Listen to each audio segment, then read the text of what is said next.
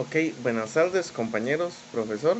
El día de hoy vamos a tener lo que es la actividad 5 de la elaboración del video. Voy a estar leyendo por este lado las preguntas nada más y luego explicando un poco acerca de lo que es cada cosa. La primera pregunta dice que es explicar los 5 medios de extinción de la obligación tributaria. Y bueno, lo primero es saber que es una obligación tributaria, ¿verdad? Que es una obligación de derecho público, digamos que se origina por la realización de un hecho impunible. Eh, Básicamente esto es eh, brindar una prestación a un ente público, a favor de un ente público, por decirlo así. Explicando el primer medio de la extinción de obligación tributaria, que sería el pago, es el cumplimiento de las prestaciones por medio de la entrega de una suma de dinero. Es decir, es cumplir con la obligación tributaria por parte del contribuyente a como lo ha designado la ley o en su hecho generador, por decirlo de alguna manera. Vamos con el segundo medio, que es la compensación. Eh, Básicamente este es un medio de extinción en el cual el contribuyente, es decir, de todos nosotros, ¿verdad? Eh, Tenemos saldos a favor, estos generados ya sea porque hemos hecho pagos de más o por algunos montos concedidos por la ley, qué sé yo, no sé, se me ocurre que para este año no sé, dicen que van a exentuar de un impuesto X dentro del pago que nos tocó hacer como contribuyentes, entonces se nos genera un saldo a favor. O bien yo tenía que pagar 30.000 colones y pagué 40.000, entonces tengo un saldo a favor de 10.000. Estas obligaciones o estos saldos a favor, por así decirlos, prescriben a los 4 años con extensión a 10 años para los contribuyentes o responsables no registrados ante la administración tributaria, según el artículo 51. Okay, el tercer medio de extinción del que vamos a hablar es la condonación.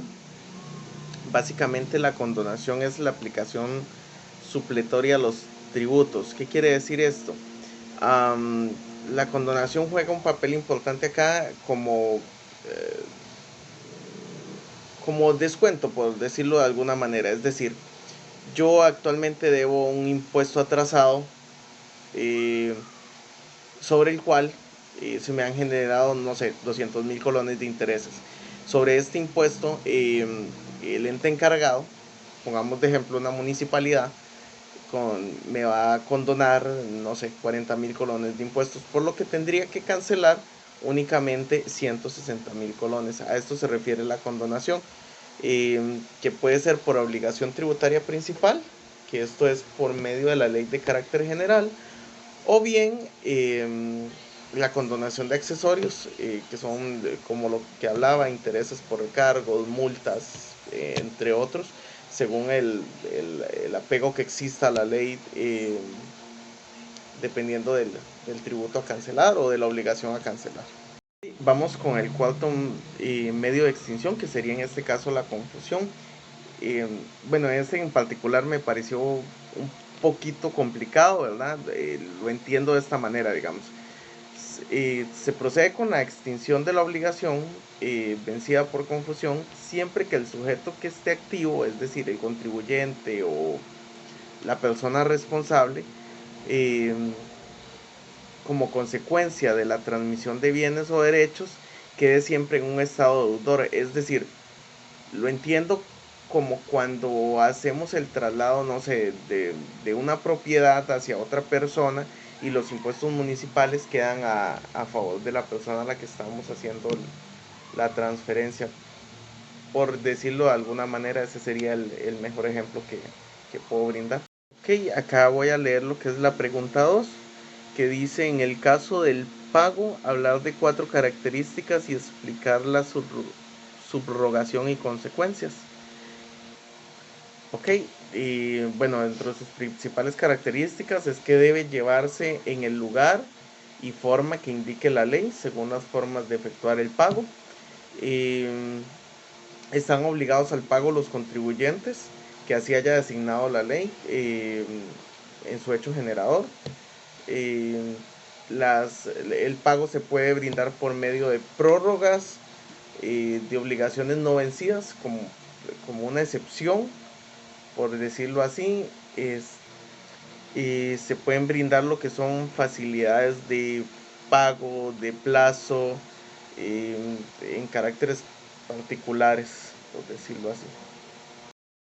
Por otro lado, podemos definir la subrogación, que es el pago que realiza un tercero ajeno a la relación jurídica. Es decir, el Estado necesita recaudar el dinero independientemente de dónde venga el mismo. Una de las principales consecuencias de realizar o de usar este método de subrogación es que traspasa al nuevo acreedor todos los derechos, acciones y privilegios del antiguo, tanto contra el deudor principal como contra cualquier tercero obligado o que se encuentre amarrado, por decirlo de alguna manera un poco popular, a la deuda, salvo que tenga algunas modificaciones en el acuerdo al que hayan llegado. Y como pregunta 3 sería, en el caso de la compensación, indicar los dos tipos de compensación y cuánto tiempo se tiene para solicitar sin que prescriba. Ok, básicamente la primera sería la compensación por oficio, que es cuando el contribuyente realiza el pago de sus responsabilidades y él mismo se encuentra al día y realiza este pago de manera excesiva. Básicamente es eso. El otro tipo que tenemos es la compensación a petición de parte. ¿Qué quiere decir esto? Bueno, yo como contribuyente realizo un pago a la municipalidad y me encontraba al día en todas mis responsabilidades. Entonces yo lo que quiero hacer es que ese pago se traslade a otra responsabilidad que yo tenga con esa misma entidad. Es decir, no sé, se me ocurre. Vamos a ver. Puedo tener el impuesto a la propiedad completamente al día y deseo pagar los impuestos municipales por basura, no sé, si se pagasen por aparte, por ejemplo, y al realizar el pago me queda un saldo a favor grande, entonces lo que quiero es trasladar eso a cancelar la responsabilidad que estoy debiendo dentro de ese mismo ente. Voy a leer la pregunta 4, que sería en el caso de prescripción, explicar el tema de interrupción y suspensión, así como investigar sobre la prescripción en nivel municipal. Ok, en el caso de la prescripción existen dos situaciones a valorar ya definidas, que es la interrupción, cuando se da una interrupción entre la administración y los responsables o en este caso nosotros como contribuyentes, y como consecuencia de esto el conteo vuelve a cero, como por ejemplo no sé, cuando un contribuyente no presentó por ejemplo su declaración de impuestos en un año real. Es decir, que va a presentar la declaración del año anterior en este año, por ejemplo. Y por otro lado podemos hablar de lo que es la prescripción municipal, que esta prescribe a los 3 años y se entiende que si el acreedor no ejercita su poder jurídico para liquidar esta deuda, cualquiera que sea la naturaleza del acto de liquidación, incide en falla de ejercicio, es decir, no está cumpliendo con su derecho a hacer el cobro de esta. Como consecuencia se da la interrupción de la prescripción tributaria. Además, la prescripción para exigir el pago de la deuda tributaria se refiere a la potestad de la recaudadora, o si se prefiere, a la potestad de ejecutar la deuda tributaria tal y como es o debidamente como se deba. Voy a leer de una vez lo que es la pregunta 5, que es: si un contribuyente aprovecha una amnistía tributaria que perdona intereses y moratoria a nivel municipal, ¿cuáles serían los periodos que tendría que pagar? Debemos aquí revisar el código municipal, ¿verdad?